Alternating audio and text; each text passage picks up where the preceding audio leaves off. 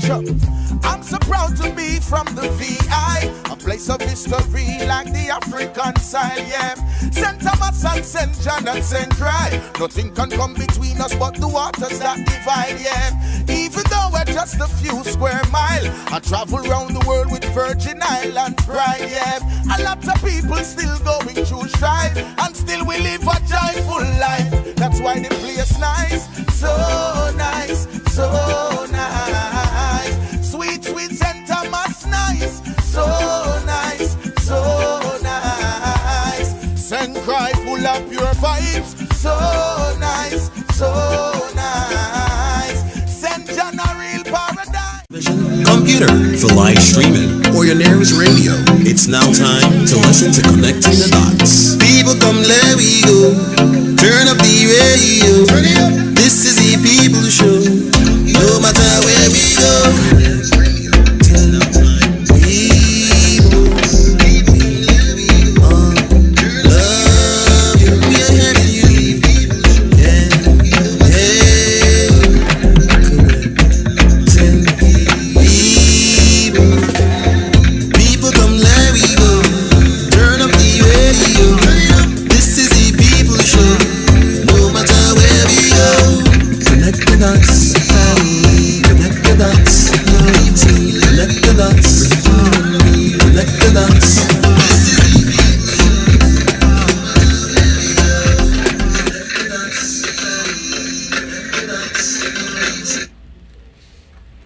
Just wanted a good morning, a pleasant good morning to everyone. This is Adler Fonsi Danistog here with you as usual every bright Monday morning.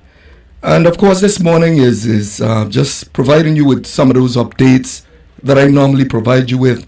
This morning is slightly sad because of the number of crime that we had over the weekend, the number of killings that we had over the weekend, but certainly individuals that were left injured as well. And it's something that we have to get under control. And as we talk about Juneteenth, that the United States Congress, in their wisdom, and rightfully so, and it's about time, but there's a lot more to do, that they passed and made Juneteenth a federal holiday. And for many of you that don't know what Juneteenth actually represented, because I believe the majority knows, and that is Juneteenth is an annual holiday observing the end of slavery in the U.S. and marks the day, June 19, 1865, when news of emancipation reached people in the deepest parts of the former Confederacy in Galveston, Texas. And now here in 2021, it became the first new federal holiday created by Congress in nearly 4 decades, 40 years. So I think that is in fact significant. I wouldn't just say just symbolic, but significant. And significant for many, especially, African Americans that actually has a history. And now there's going to be a lot of debate surrounding the history that is being taught to kids in the public school system, and even I'm not sure if the private school system is going to embrace teaching that type of history. But anyway, moving on, vaccinations. I had a couple of friends that actually called me and was very, very concerned that they were traveling from the United States, and there's a lot of folks under the impression that if you're vaccinated, you don't need to get a negative COVID test or get a test done to reveal that you're actually negative for COVID-19. But folks, that's what it is. That is the requirement here to travel to the U.S. Virgin Islands. In order to come in, you must submit that into the portal. But then there's something else that I have some serious concerns with, and that's a lot of the elderly people that is going to get, whether it's small or minor procedures, that they would be actually required to get a COVID test, but it's the charging. I received a call this morning, as recent as this morning, and I actually received calls on Friday where some elderly individuals were very concerned and a little upset that they don't have a choice. In order to get a procedure, they have to now go and get the COVID test done, and they're charging them a minimum of $100. I was under the impression that Medicare or Medicaid was covering these tests, along with government employees and employees in general that have some type of insurance to be able to cover this. But at the appropriate time, I'm going to call some individuals to get some kind of confirmation or clarity on that for residents that have been calling me. I say good morning to all my friends on Facebook, those who tune in every Monday morning to listen to what the topic is going to be this morning. And the topic this morning that we're going to be discussing is, what is the Public Finance Authority?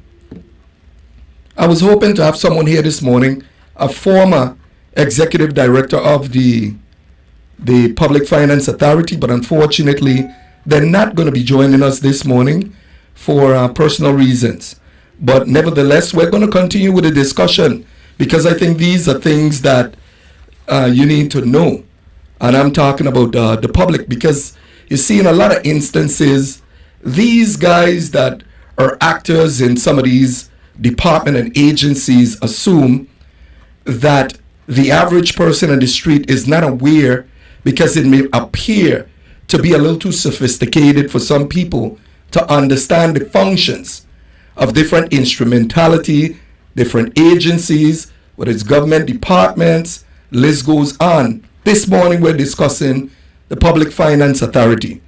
And even before I get to that, I was on Cokey Point a couple days ago, and of course, this was Friday. I was approached by 3 different people about income tax refunds. One in particular was owed for, he claims, for the last 3 years. The other one was owed for 4 years. And I thought that the administration indicated that a significant amount of that debt or that obligation was being satisfied. But if you have people still complaining, then it's obvious something is grossly wrong or glaringly wrong. And of course, the mouthpiece here, Adler Fonsi Danistor, being a host on a program, I try to entertain folks and I express, it's just but a reflection of what others are thinking and what they have shared with me. So we need to get from someone, I'm going to try to see if I could tap in to find out what is the status of the income tax refunds and what percentage of that obligation have been satisfied to date, because we have people owed still as many as 4 years. Some people have been placed in audit, and of course, you know, when an audit is being conducted, you're not going to receive an income tax refund until that audit has been concluded. Then another subject I wanted to get to is WAPA and the power outages. I mean, we should be really happy in the Virgin Islands that we don't have a population or citizens who react in the most negative way when there's a power outage. And I'm not just talking about expressing himself. I'm talking about widespread looting. If you have a power outage in New York, Detroit, you know, Chicago, any of those, Atlanta, any of those places, the first thing people are thinking about is to go and loot, because there's no security system, there's no security in place, because there's no electricity. So, I mean, and then one of the things that residents are going to be really upset about is that there is a request, or going to be a request, for a rate increase before the Public Services Commission.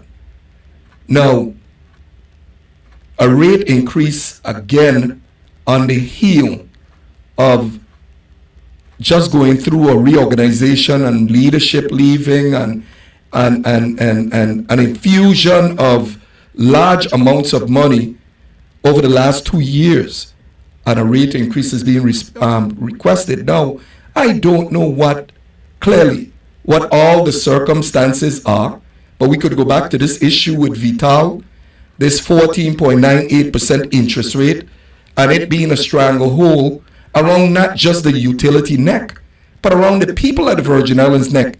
Because if they're driving the costs up and they have no choice but to go and request a rate increase, that is eventually and ultimately going to be on the back of the ratepayers of the Virgin Islands. And that is just something, I mean, to be one of the highest when it comes to utility rates. I mean, I don't even know what to say, but I'm quite sure that there's a lot of organization out there who are going to come marching, and it's going to be before the PSC. And the question that is going to be asked is, what is the plan? And I'm looking forward and waiting for the chairman of the WAPA board, along with the executive director or the CEO, to actually bring forward to the public a working plan, whether it's a transformation plan, whether it's a strategic plan, whatever you choose to name it. The people just need to hear what is going to happen. And in moving over to something else, because that's not the subject this morning, moving on to something else is conflict of interest. A lot of people have asked, what is really conflict of interest? Conflict of interest exists in a lot of different ways. It has different shapes, and certainly we're going to get into that at a later date in terms of what conflict of interest is, how it affects the Virgin Islands, how it affects the government in terms of actors within organizations who may decide to participate in conflict of interest. But the topic we're discussing this morning, folks, is going to be on the PFA, but I just want to divert a second here to kind of go into the studio and try to tap both Rob and Mr. Leardam, who is in the studio, and Mr. Leardam in particular, being in a different age group, just to hear his perspective, because, we have a lot of killing and a lot of violence that is taking place in this community, and we're wondering what can we potentially do to curb the crime, and I'm talking about violent crime, because people are getting killed. And the artillery that even for some of us who traverse around here, frequent different places, to hear some of the firearms, I mean, I can't describe them from the sound, but the way it sounds, it don't sound like anything light. It sounds like something that you actually see in a movie. But it is something that we need to have some robust discussions about and start tapping into that young base, that demographics here, that may be able to understand better what their peers are thinking, because it's your peers. They're among you. They frequent places just like you. And within that age group, 18 to 35, and I understand that they're elevating it to potentially, possibly 45, that they're participating in a lot of violent crimes here in the Virgin Islands. And it's just something that we have to have discussions about and see what we could potentially do, not to just talk about incarcerating, penalizing, but to try to draw them in and see what we could possibly do to increase or provide opportunities to them, because we're locking up more young men than we're providing jobs, and that's becoming alarming. But let me see if I could patch into the studio and have a conversation or quick chat with the guys there in the studio. Morning, guys. Morning. Can you guys hear me clearly, right? Correct? Yeah, we can. Well, I just wanted to ask you, you in particular, Leardam, and I know Rob, you're in there next to him, but I wanted to ask you in particular, what do you think, what do you feel that the Virgin Islands government can do to try really curb crime among, I'm going to say, your demographics? Because that age 18, and we could even go back to 16, because we've noted, and it's documented based on statistics, that young people as the tender age, and I'm going to say tender age because you're still young, not children, but young men, and even women in some, young women in some instances. But what do you think the government can do and I just want to hear your opinion. It doesn't have to be anything that is quantified or qualified and researched, but just your opinion. And what do you feel that the government could do? Yeah, I mean, really all I could do is speculate, but I mean, from my shoes, if I had to say, I would probably say, you know, it starts from young, kind of what you hear every day. You know, it starts from young, getting kids engaged in programs that, you know, they can be a part of for years, that kind of hold their interest, so that it takes up some of their time, or it takes up a good amount of their time, so that, you know, they don't become idle. Right, exactly. You know, the idle hands are the devil's tool. So you really, I think the goal would be to just get them engaged in something. Like I know, just speaking for me, not that you know I ever really started to go down that road, but I know there were points in time, specifically going through like middle school and high school, where, you know, you might lose focus or start to follow your friends or that kind of thing. And I know one of the big programs for me back then that, you know, really held my time and held my focus, as much as maybe, you know, I didn't want to be a part of it when it began. I loved them, and I thank them for the opportunity that I had, which is Upward Bound. That was actually a program down at UVI, you know, for, I believe it was kids from 9th to 12th grade, just helping them get ready for college and everything like that. And so I know that played a really big role in my life. That was something we were able to go to on Saturdays. You kind of meet up with some of your friends from the other schools. And like I said, just you had some really good role models down there. Just something to hold your time. You know, Okay. get you interested in, get you, you know, off the streets, if you want to put it that way. Okay, so basically you feel that they could create more programs that would, from honing the talent of the young people to providing a pathway for them to probably pursue some type of concentrated profession. Right, exactly. And then, my other idea would be to, you know, kind of target what the government sees as problem areas, the areas that they might not want to go into or might not want to promote those programs towards the kids, you know. I think that's really important, because if you have kids out there feeling like they're left out and you know, ain't really many options for them, then what is the result? What do you expect them to do, you know? Yeah. And let me switch over slightly, because there's questions that I actually feel from Facebook as well. How do you feel about prison reform? Because remember that you have persons who may have been incarcerated and is supposed to serve as some form of rehabilitation, but you actually have the prison reform as well, in having programs within the institution to properly prepare them, or to help prepare them to transition back into normal life or back into society. Right. Yeah, so I mean, I wouldn't say that I know too much about what goes on inside prison, other than, you know, which you kind of really hear around. Yeah.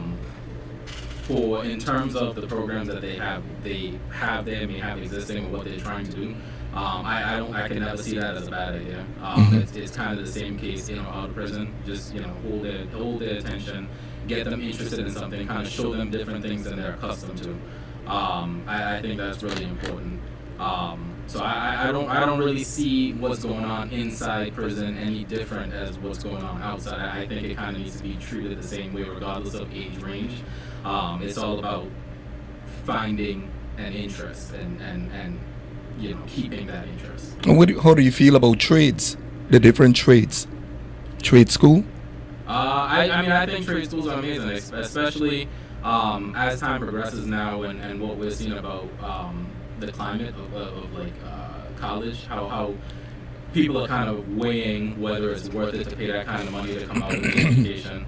I think that you know, people getting into trade schools, not necessarily having to pay the kind of money that college is requiring, and still giving you not just an education, but an education in a specific field or a specific skill set, I think that's amazing because, I mean, everybody I know now from, engineers, plumbers, electricians, those are the kind of guys that have that focus, that know what they're doing. Even if they're working for another company, they have goals in mind of, okay, well, I'm working here to get the knowledge that I can to open up my own thing. They're normally entrepreneurs or go-getters, So and how do you feel about opportunities for parolees?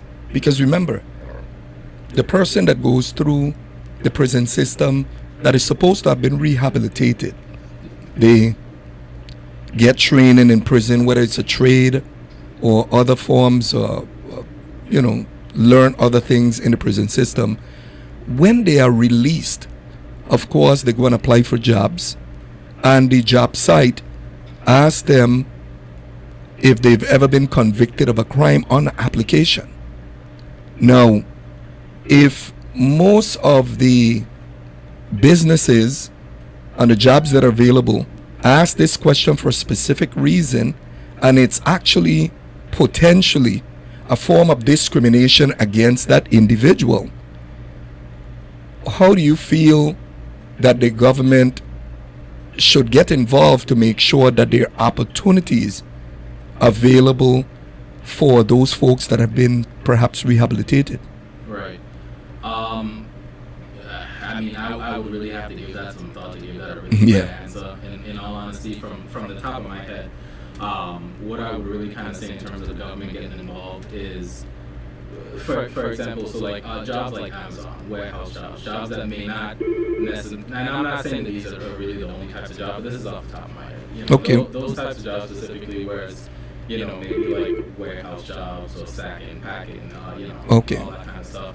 I think that we have a call coming in. Mm-hmm. Let me just answer the call real quick. Hold on. Good morning. You're on the air. Connect the dots. Good morning. Hello? Lost them. Good morning. You're on the air. Connect the dots. Yes, hello, good morning. Can you hear me? Yes, I could hear you. Go ahead. You're on the air. Yes. How you doing, brother? This is Picard, right on Picard, calling from St. Croix. Oh, okay. Thanks for calling. Go right ahead. How you doing, sir? I'm Yes, great. sir. So I wanted to capitalize on the topic as it pertains to the situation for prison. What we have here in the Virgin Islands, that we have the lack of actual prison reform. There's no rehabilitation process here in the Virgin Islands for these young men as well as women being released from institution. Now, to break it down real quick to you, right? So I am the actual founder of a non-profit organization called Adapt an Inmate. And what I'm doing right now, basically, I've actually got a program, a curriculum I created. It's called a Liberty program that I'm presently trying to get implemented both in St. Croix as well as in St. Thomas.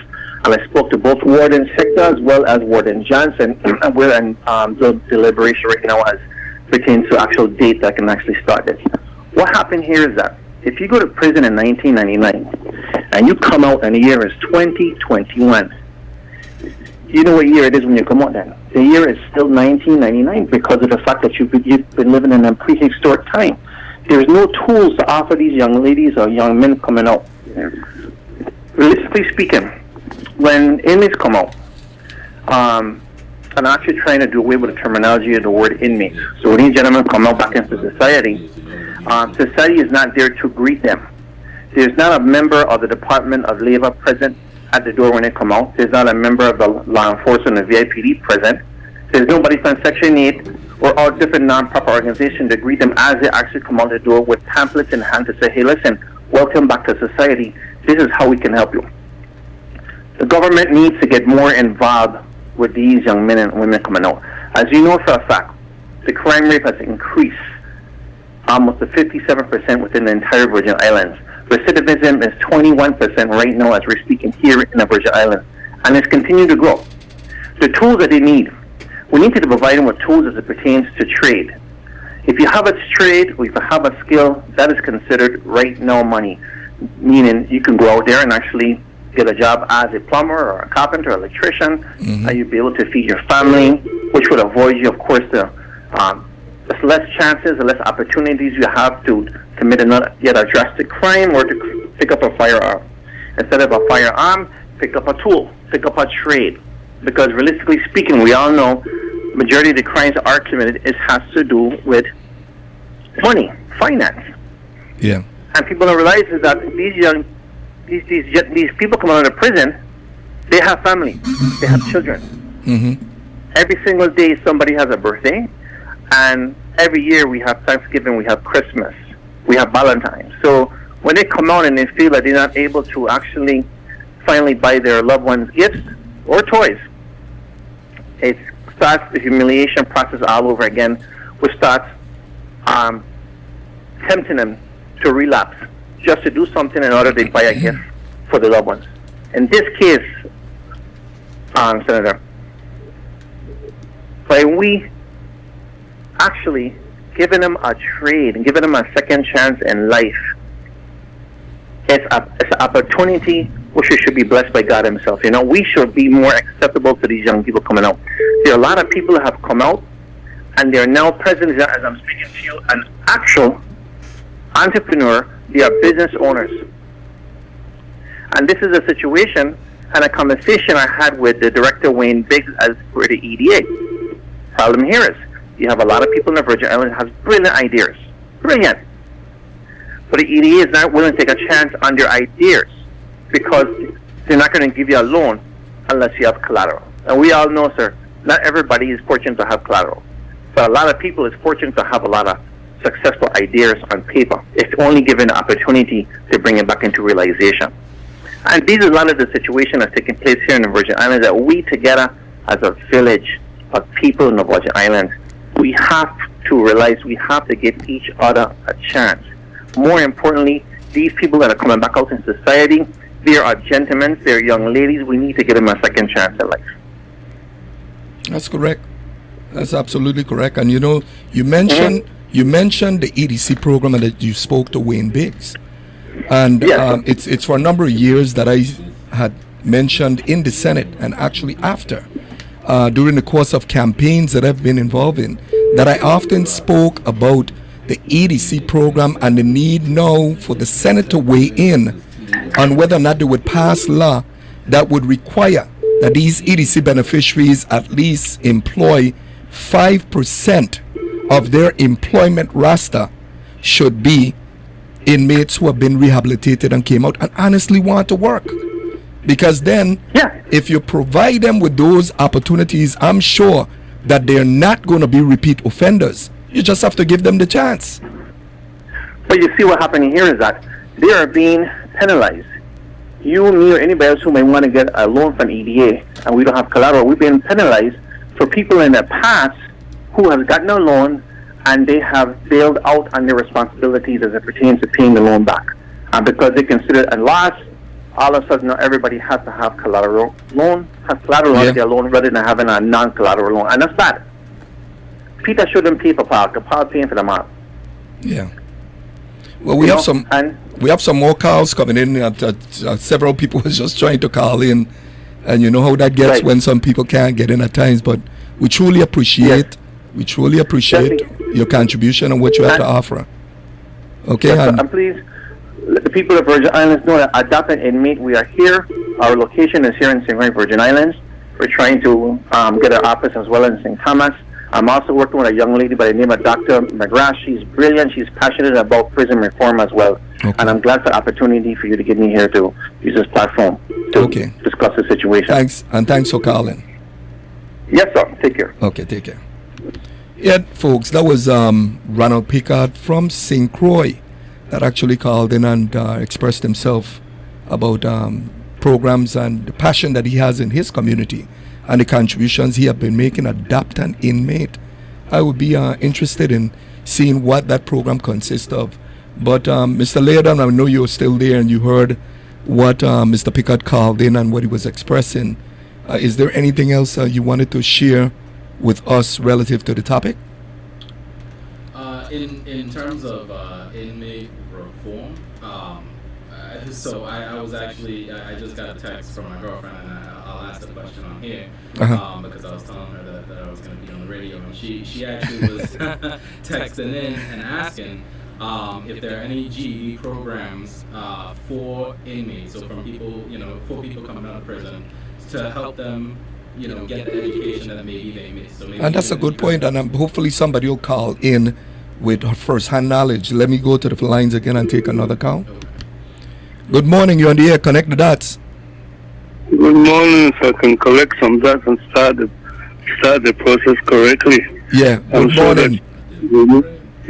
I'm sure that you remember of all the people, the Vosgians, rather than jumping up for Juneteenth celebration. Yeah. That right island of St. Croix in 1848, July 3rd, there was a Emancipation Proclamation forced right here in the Vosges, 15 years before Mr. Lincoln and them been in 1863, that's 15 years, 1865, another 2 years. And the reason we need to remind our people, saying everything that they tell you, John Professor, to make it to the first that you know, and the first that we know about that situation in 1863, and we have known for 1865 where they jumped up all over the nation about what it has to do. We should remember again that the Virgin Islands African descendants in 1840, July 3rd, had our and forced our emancipation from slavery. So it's something to keep rubbing out so they could remember. We know followers, the leaders. And if you look at it again, the same thing with Dr. King recognizing the holiday in the Virgin before Reagan and all the rest of them, president after recognized the holiday for Dr. King. So we don't need to cover our record of being the first, because we just look for a federal holiday. And finally, I might say, if you don't have the places for the tools, that is so difficult to get to a personal education and vocational classes, the weapons and the guns are easier to get, but it is in the plane, the post office, the marinas, and the yachts in the harbor. So we have to make up our mind to repeal those laws that give you reciprocity to bring guns and weapons and explosives here without applying the night we live here. So that's basically I wanted to mention today. So we don't keep track and remind individuals, saying everybody make you believe that they did it for you, they did it for you. They did it after we have done it before. And education, healthcare, and ownership of women is never a priority. You don't change course if you don't know where you're going. Yeah. Thank you, sir. Yeah, thank you. Yes, and that was former Senator Bryan, and he's absolutely correct. You know, when we speak about Juneteenth, and I'm sure that with that federal holiday, whatever preamble they used in the legislation, it certainly didn't include the U.S. Virgin Islands, which they probably should have. But then again, they would want to include all the different pushbacks, protests, and fighting for freedom that they had in all the various different sections of the United States at that time. But certainly the U.S. Virgin Islands should be a part of that discussion, because after all, it was years before that, at least 15, 20, I think it was about 15 years before that, that the slaves on the island of St. Croix, emancipation on it was June 3rd. That's why we celebrate July 3rd, and we celebrate July 4th, which is established in the United States, and don't put enough recognition on July 3rd. So, you know, we'll have that discussion at another time, but Juneteenth being a federal holiday, I was just sharing exactly what it represented. And, you know, moving on, the subject this morning, and Mr. Leram, I just want to thank you. It was a question that you were asking, and I think that question was the GED. So let's wait, and you could be, you know, stay in tune with what the program what is being exchanged. I'm sure that somebody might call in from the prison system, or someone who is associated to it in some way, and be able to share that specific information with us. Okay? That'd be amazing, yeah. Okay. Yes, folks, and let me go to the discussion that I wanted to get in this morning. And that discussion, because we have to expound on what is happening now that is affecting this community in a number of crimes that are taking place in the U.S. Virgin Islands. and we have risen. We're up there. They claim per capita, and some people may have an issue with the formula that they use to determine per capita in putting us on a list and listing us, I believe, ranking number 5 when it comes to the number of crimes in any particular, in this region per capita.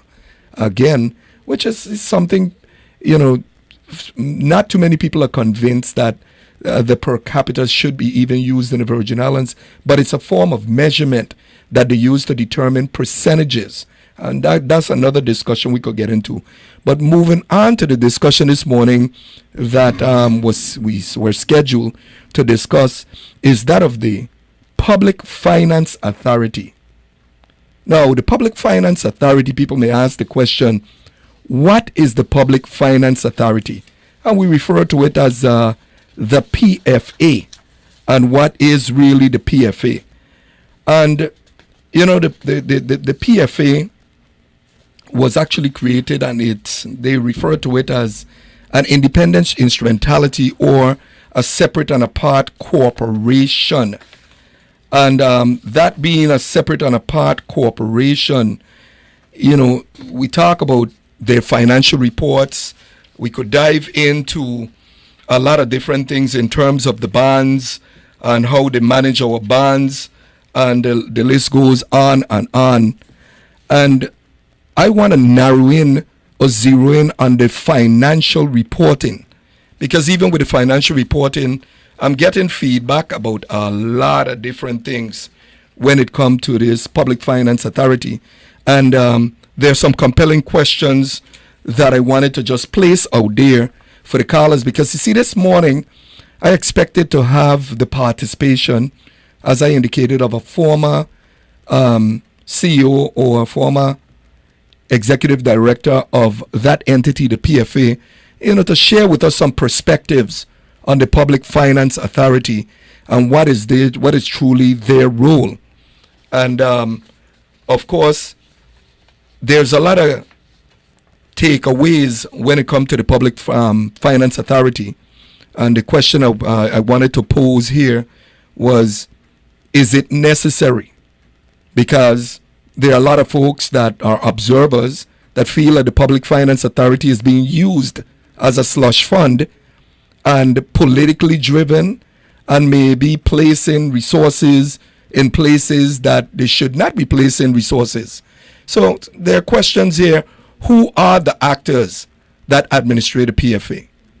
What is the governor's role? Are all contracts public information? Is it fully transparent? Is the agency administering programs properly? Are they operating in the best interest of Virgin Islanders?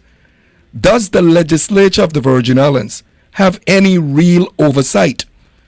And the reason these questions, understand that I feel these questions from professional people, as well as just the average Joe Blow on the street, that just curious to know about some of these entities.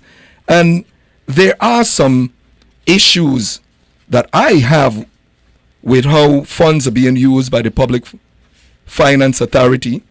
And I'll say this to you, because I got a call on, when it was, I think it was on Wednesday, I received a call from an individual that shared some information that was quite alarming, quite concerning, because here it's the response that person got from me is, here we go again. And I asked the person to substantiate some of their claims. And the claims that they were trying to substantiate, I'm going to get into some specifics about a practice that I have learned from this individual. I know that some of you are calling in, and the lines are still open for you to call and share with us whatever perspective you want to share. But here is the thing. For years, and historically speaking, the Public Finance Authority, being an entity unto themselves, chaired by the governor of the Virgin Islands, I don't think there's any activity, any practices that goes through the Public Finance Authority that the governor doesn't know about. So everything that goes through there, the governor has hands on, and pretty much the majority of things that transpire in there.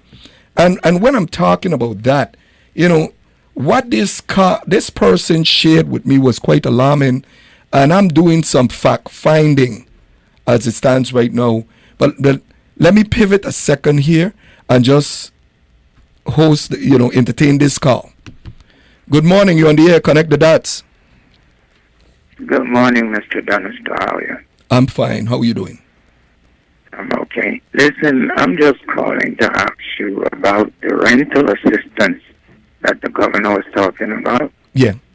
We submitted paperwork about 3 months ago and still hasn't heard anything about this thing, you know? Yeah. So if somebody can enlighten us as to what's happening with that rental assistance. I'm not sure. Right. I'm not sure if there's the Virgin Islands Housing Finance Authority is actually handling that, or it's in conjunction with the VI Housing Authority that is dealing with that. But I'm quite sure someone is listening to you, and hopefully someone will call in to clarify that particular issue, okay? Okay, they already hung up. Now, let me jump back to this Public Finance Authority. Now, if it's true that the Public Finance Authority can indulge in contracts with individuals, there is no reporting, no report submitted to demonstrate activity and work done in, I guess, consistent with whatever the contract calls for. But here is what a person shared with me. There is a situation where a second party, or I would say, I'm going to call the Public Finance Authority the first party, a person that they engage in contract the second party, and a third party that might just be in the equation for whatever reason. Is it required that they do due diligence to find out exactly what is the standings of an individual or a lot of taxes? Are they compelled to have them address taxes? And it goes on and on, because us as regular citizens out here working, and for those of you who work hard every day, you're required to pay your income taxes. You're required to pay your contribution when it comes to FICA. So it would appear to me that if this Public Finance Authority is indulging in activities where they can pay a third party to pay a second party to make sure second party is not required to fulfill an obligation to IRB and to the federal government in Social Security, FICA, that seemed like something very odd there. Now, if these type of activities are going on, and this person illustrated this one to me, what in particular they're talking about, I wasn't sure. But what captured my attention or captivated my attention is some specific information that they had shared. Now, it would appear that being responsible parties as administrators, as actors within an organization that serves such a major role in the development of the Virgin Islands and actually the economic health of the Virgin Islands, that you would want to stay away from those type of practices, because that is criminal, because that is an entity participating with an individual to evade taxes and evade certain responsibilities, which a lot of Virgin Islanders don't have the pleasure, don't have the benefit of doing stuff like that, and carry the burden every day in being honest, working people that pay their taxes because it's coming out of your check every pay period. So is the FICA, Social Security. And for persons to be indulging like this and an agency to entertain those types of ideas is kind of perplexing to me, but somebody gonna get in trouble. And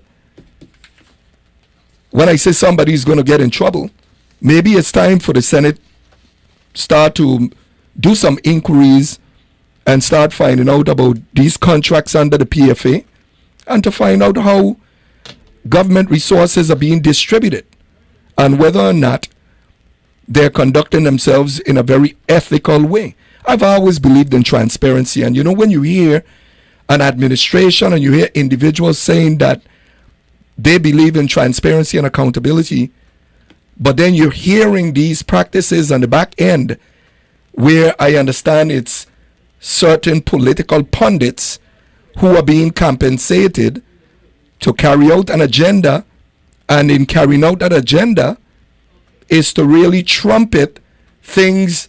They may know it's wrong, but they try to make certain things look right. We have a serious paradigm in the Virgin Islands that we have to dismiss of. And this is getting serious, because if you have Tom, Dick, and Harry who's out there working hard, and young men and women that is looking for opportunities but can't get opportunities, and they're hearing these stories about these practices, it provides a bad impression. Because the first thing that they're saying is that there's bigger criminals in these respective offices than there is criminals on the street. And we say that actors should serve as examples. Whether they're serving by examples in public administration, we talk about an organization and how an organization is supposed to conduct itself. So I think it's time for the Senate to conduct a serious, in-depth inquiry into the Public Finance Authority to find out what is actually transpiring in there, to see where all the dollars are going. Because, we're hearing all these stories coming out of there, but we can't put our hands, even through testimony that was provided before the Senate.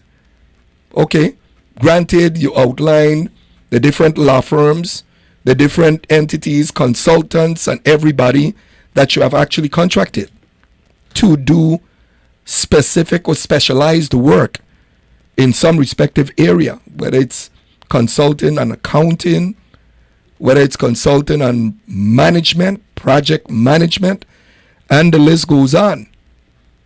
Is it being used properly is the question that we have to ask.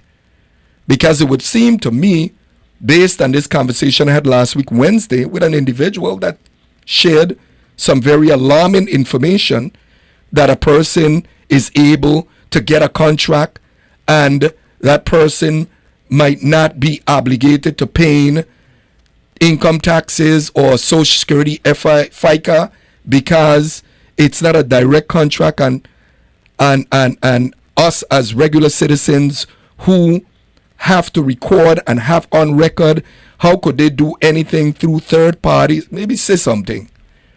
If that story is true, then whoever that third party is could be implicated as well for helping, aiding, and abetting someone to evade taxes and beat the system.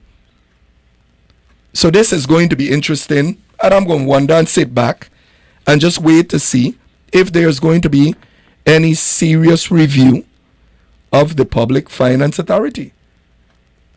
I'm hoping that maybe I can get the existing, I don't know if it's acting or has been truly appointed, the executive director of that agency, to come on my radio program and allow us to ask him questions relative to the activities of the Public Finance Authority.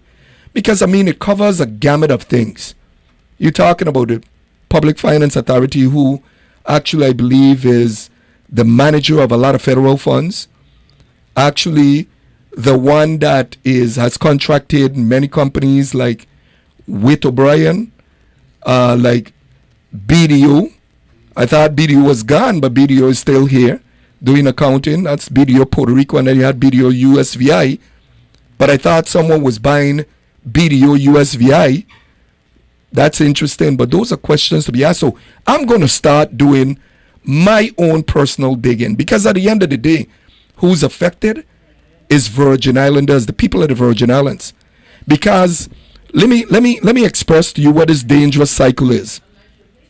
If you have entities who are able to circumvent paying income taxes, paying FICA, remember now that these federal funds or these monies that are paid into the system eventually are used for services for residents or citizens that need assistance.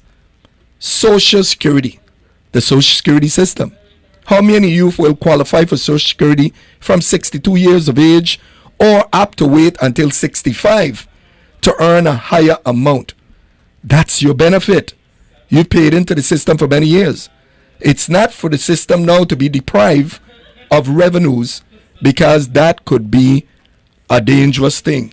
You got the Income Tax Amendment, Constitutional Rights Foundation, and I can go on, where the money's paid into the system actually goes towards Medicare, Medicaid, and other programs that the government can provide to citizens that need that assistance.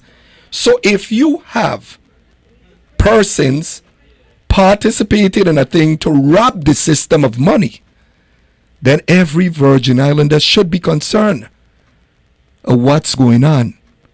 So there needs to be an inquiry as to how these entities are conducting business. Because if they're not conducting business on an ethical way, then the system is being just robbed of, valuable resources that can be used for things that would benefit Virgin Islanders and Virgin Islanders benefit them in a positive way. So again, folks, the number to call here, and I know this is a topic that nobody might want to touch, but you should know Adler Fonsi Donnerstog. I have no problems touching a lot of issues, and I know those folks, they look and they listen to everything that I'm saying. They act like they're not listening. I know even on my Facebook page, when I post certain things, people don't want to like it because they know the politics in the Virgin Islands, that if a certain group of people see that they're liking such posts, that they may decide to target them. I understand all of that. And that's why for years, I've always been a mouthpiece. I've never shared with anyone who my resources are. But rest assured, if you dig, if there is in fact a full-blown review, investigation, you'll find that maybe the information that Donna Stokes shared was on target and it's consistent. So I always encourage and I invite folks. So if anyone wants to, and I entertain calls here on the radio station. I allow people to call, whether it's pro, con, whether it's for, against. I entertain all calls, because what I consider the calls, what I hope that the calls do is to provoke discussion. So if they want to provoke discussion, I have no problems with it. But folks, let me just pivot a second here and go to a commercial for a couple of my sponsors, because I don't want to continue the program without recognizing that they're the reason that I'm here in terms of their sponsorship dollars for me to be able to remain on the air. It's First Stop 24-hour gas and grocery store. Your number one convenience store, located across from Vitraco Park. You name it, and they have it. From electronic accessories to your favorite drinks. And from gas to groceries. You name it, and they have it. First Stop 24-hour gas and grocery, located across from Vitraco Park. Check it out. Your favorite store for gas and grocery.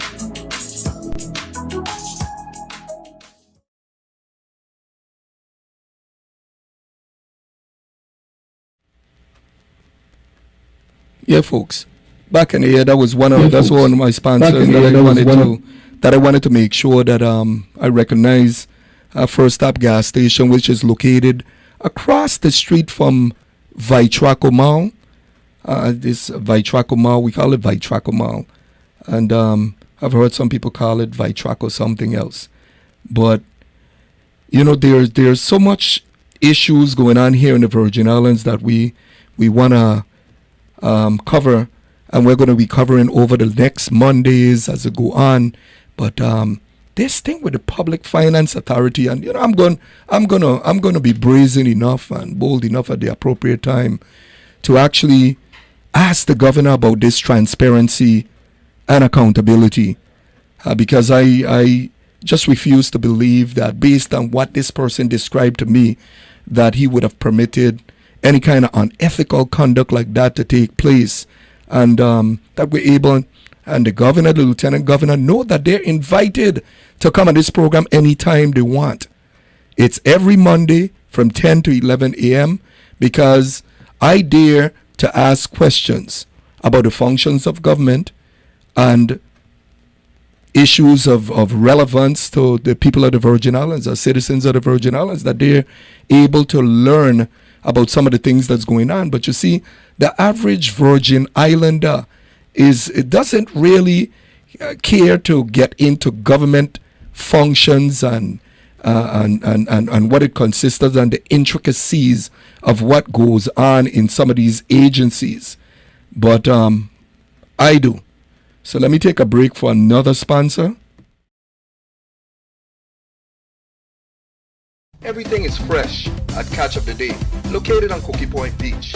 Enjoy some of your favorite seafood dishes: fresh catch, lobster, tank, and whelks, when in season, as well as surf and turf. They cater to your wishes.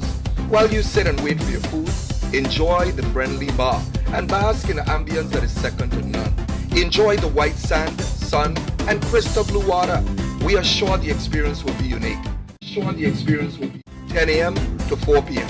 Come and enjoy Catch of the Day on Cookie Point Beach.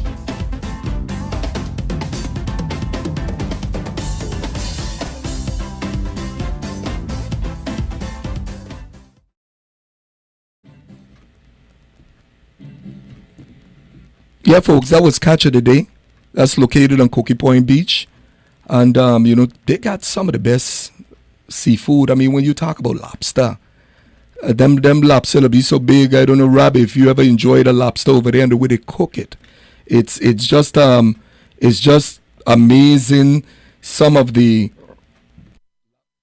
lobster that they actually have over there. I can tell you, I ate even a yellowtail in butter sauce with onions. God. And it's just something to die for. You know, Catch of the Day. We are going to pivot a second here on the PFA to allow for some callers to call in to see if they are interested in commenting on that particular subject. Yeah. But I wanted to thank you for everything that you do, Rob, because you do a wonderful job in there. A lot of people don't know that there's always an engineer in these studios that are able to help you with you know what you have to do. But we have a call coming in, and then Rob, I'm going to ask you a couple questions. Okay, we lost that call. Yeah, Rob. Did you get a chance to go to Cookie Point Beach and eat from the Petra, Caroline, about Catch of the Day? Oh yeah. Them big lobsters that are consistent. Oh yes, sir. Yes, sir. Nothing like it. You know, the funny thing is, Friday I was heading out there. You were there when we had the problem over there with the shooting. Yeah. I was heading there. You know, Catch of the Day. You know, I love to go at Petra and my old wife, and I think I might have to go there tomorrow after work. Well, you know, it's good for us who are die-hard customers. I'm going to say die-hard customers because the shooting that took place over there was not encouraging at all. But, you know, the way I look at it is you're going to have incidents in places that people frequent. Right. I mean, like large amounts of people. You see the traffic they still had over there on Sunday as though nothing had ever transpired. But that's because the ambience belongs to people, and we should not be terrified in going anywhere.